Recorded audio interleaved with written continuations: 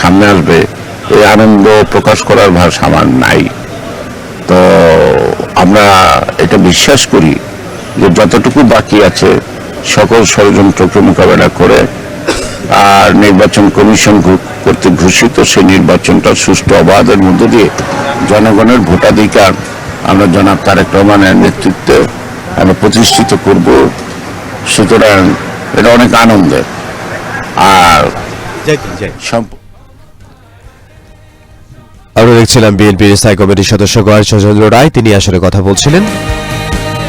লক্ষ লক্ষ জনতা অপেক্ষা করছেন জুলাই ৩৬ এক্সপ্রেসওয়েতে, সেখানে লক্ষ লক্ষ জনতা বিএনপির জাতীয়তাবাদী দলের নেতাকর্মী যারা রয়েছে তারা রাত থেকেই সেখানে এসে অবস্থান করছেন এবং সেখানে তারা অবস্থান করছেন এবং আজকে ভোর থেকেও এখানে এসে উপস্থিত হচ্ছেন।